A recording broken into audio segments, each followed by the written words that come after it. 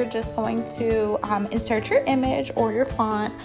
I'm using a font from Design Space. You can use your own font, like if you have a special font that you like, or from Cricut or the font, or whatever you like, you can use your own. I'm just using an image that's already on Design Space. I do have the subscription, so that's on there. Or you can use one from Pinterest, or whatever you'd like. I'm using this one. And what you're gonna do is you're gonna size it. I'm sizing mine from 0 to 3. That's what I prefer. If you want a bigger one, you can use just size it bigger. But for mine and for my size, I'm using 0 to 3. So once you have everything sized, what you're gonna do is you're going to duplicate that image. You need them exactly the same size because you are going to layer this.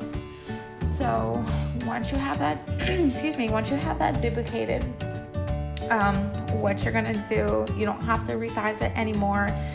Keep it the same because you don't want to have one that's bigger than the other, because it's not going to look right. If you do, undo it or just resize it. And then you're going to horizontally flip just one of the images.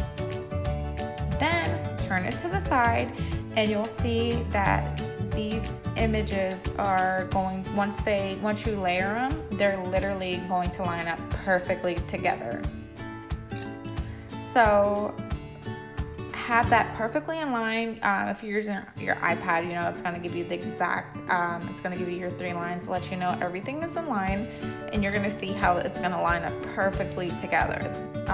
Each side is literally going to mirror each other.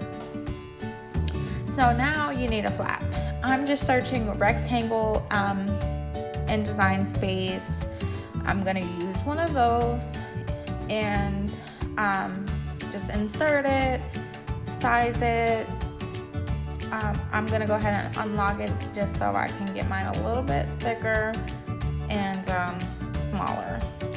And then once you have that directly in line, what you're gonna do, which is a very important part, is you're gonna weld it. You want one nice even cut and everything uniform. So when you do weld, each side is going to weld. You're going to have to weld individually. So if you're on the iPad, you're going to just select your first image, and you're going to tap the rectangle as well. And then go to your actions, and then your weld will be available. So then once one side is welded and ready to go, you're going to do the same exact thing with the second side. You're going to select your image, your second image, and your actions. You'll be able to weld it from there. So once everything's welded, you're really done. You're ready to cut. So from here, what I'm going to do is I'm going to use my Explorer 2.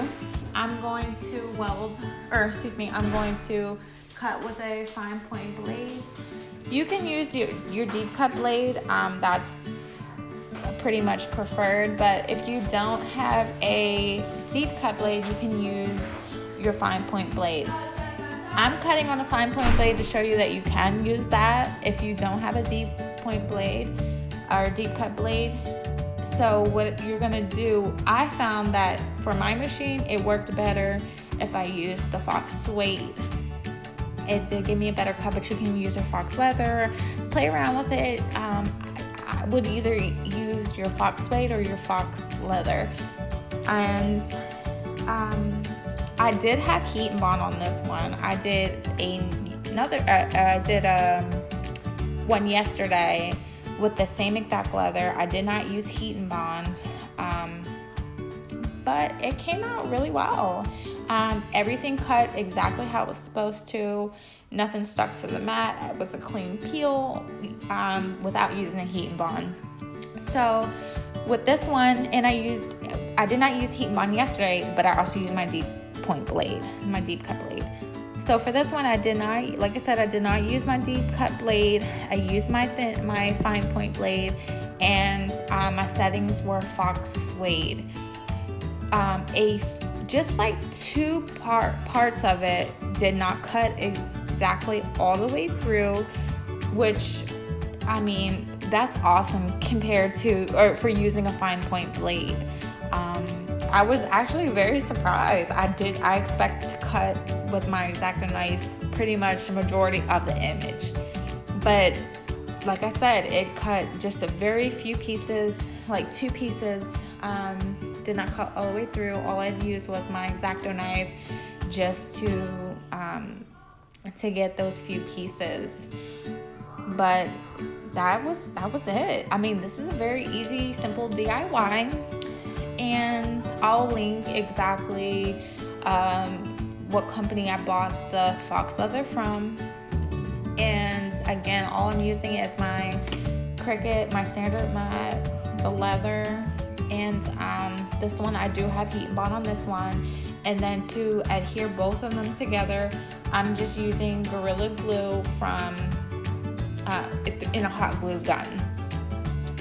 Yesterday I used again the hot glue gun that had the Gorilla Glue sticks in it, and my daughter was running around with the keychain.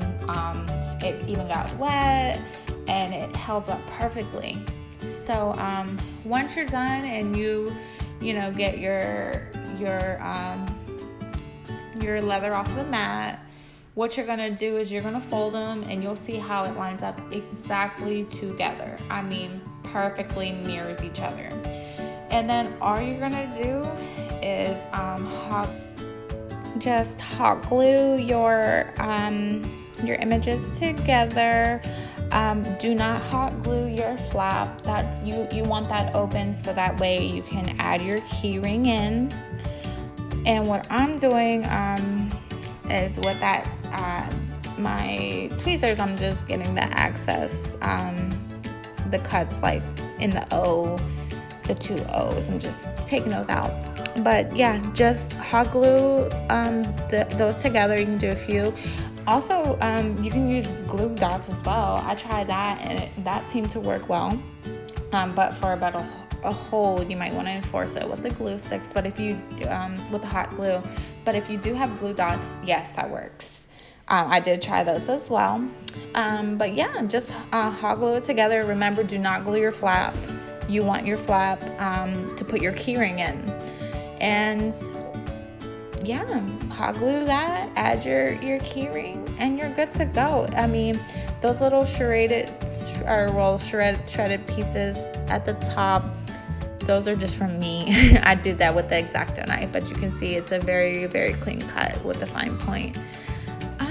But yeah, that's it. If you guys have any questions or any comments or suggestions, just let me know. Type them in the comments for me.